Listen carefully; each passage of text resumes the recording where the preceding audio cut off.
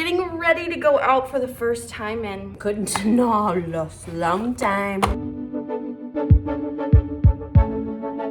But I'm really proud of us actually because this was a big goal for 2026. So tonight, I'm really excited because, okay, there has been one person at my work, Lydia, who has tried to pull us out of the house because she knows it would be good for us. But obviously, we struggle. We struggle. Tonight, she has her showing of her short film that I've been dying to see, but I wanted to see it when it was in the big screen, have the full experience. The film is about her struggle with endometriosis and how her sister helped her and all of that, which we are #1 experts on because we both have endometriosis and we both help each other. I thought we could sit down and talk while we do our makeup, but we kind of have to hurry. About endometriosis and conquering our agoraphobia. Conquering our agoraphobia is mother trucker. Honestly, if you're someone who bleeds and someone who has a period, you'll probably understand this because I feel like at least one time you've had a bad period. But ours? Take us out. Take us out. I tried to get on birth control last year to help. That turned me into like a person I was scared of. Like I hated it, so I got off of it pretty quickly. The pain is just Insurmountable, and there's really nothing you can do unless you want to get surgery. And it's so hard to get the surgery. It's expensive. It's expensive, and Lydia talks about this in her film, and so we're really excited to hear about that and maybe ask her some questions later just to get some more insight on hers. It's nice to have someone who gets it and someone that believes you because a lot of doctors don't, or they minimize it. It's also just weird because I was on birth control for like damn near like 7 years, and it helped so much. Then I got off of it because I wanted off of it, and then to get back on it and not work, I was like, that makes literally no sense. It's so confusing. tedious. And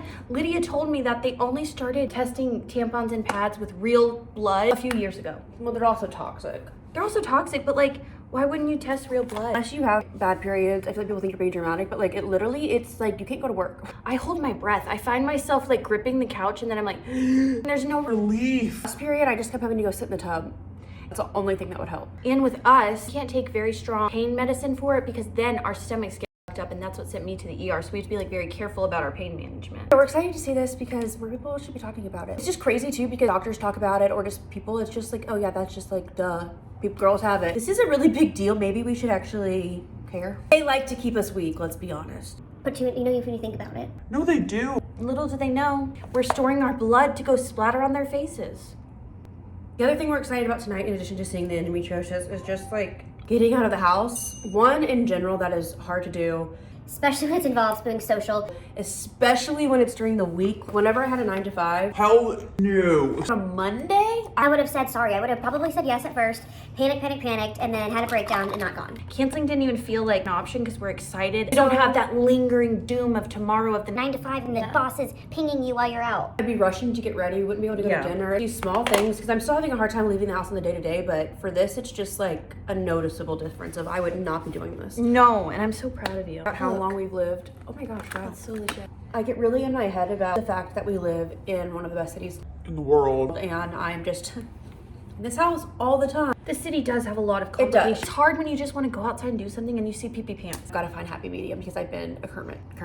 Hermit. Guys, we have some of the weirdest people Ever. that live in our building. One man wears A fishbowl. a fishbowl on his head. And you may be thinking, but what if it's an accommodation for his illness? Maybe. Except for whenever you hear part 2, which is he wears one, a kilt. No.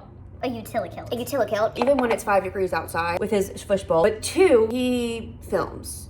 I'm not talking on his phone. I'm talking like a camcorder. And one time he had a woman like tied to him. Like, what was that even? How are they attached? I don't even know. Her Filming him. mask had a thing that attached to the camera, and that's how he was filming her. But what's weird is it's like he's honestly friendly. I would not get in the elevator just him because why are they wearing those masks filming each other? Also did not look like a couple. He was not giving couple. We've become very comfortable in our house. It's cold outside, it's getting dark earlier. But And this week is like our week to kick it off. And birthdays always make it so much better. I'm just excited to go celebrate someone Doing something cool. worked and also had to suffer for.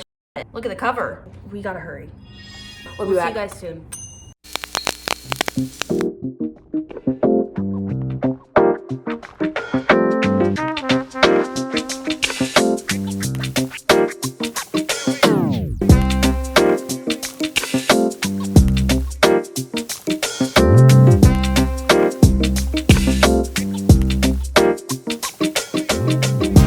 Dinner, delicious. Full as a mule, a little nauseous from the alcohol.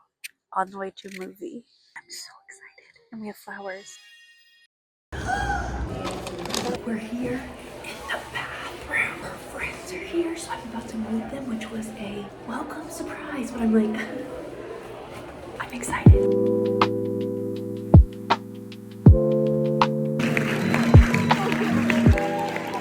Thanks everyone for coming. I'm so happy you're here.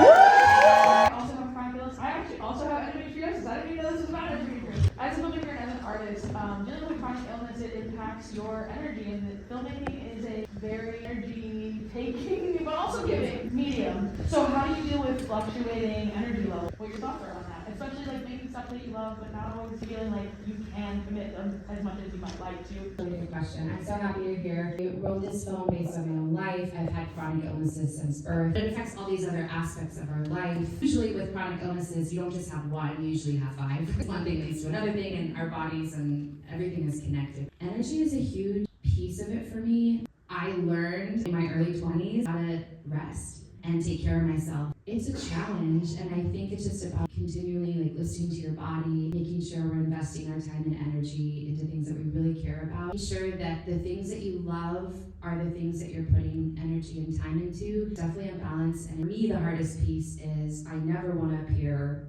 flaky. I never want to let people down. I never want to cancel plans.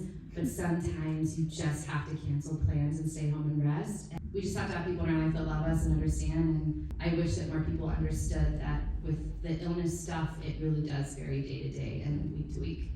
We are back, and oh my god, laughs were had, tears were shed. I'll link her video in the description because everyone should watch it. It was such a weird moment because we were in the theater and I was like, ah, this is my coworker Lydia. And it was cool that it was all female directed, led, produced, starred. Pretty good to get out of the house, but very overstimulated. I loved it. When someone's able to really capture the sisterhood experience, it's really cool. What sucks is I just wish that things were just made more accessible without you having to be the one bringing the accessibility. Just so bright in there for so long that turn the lights down a little bit. Wish that we had some internal accessibilities, you know, if I could just shut my ears off. It's crazy that we know someone that can is that talented. The worst shirt to wear. It was so cute and I'm glad we matched, but well, then we were I'm 30 and she's 27. Is it weird that we match? I don't wear the same thing, but we wore the same colors, and I was like, wait, was that weird? So good to wash your face after a long day. I did have a moment where I was like, wow, this is just what people do all the time. We haven't had an event like that, and That was our Super Bowl. it was a great reminder that community's gotta be found somewhere eventually. Yeah.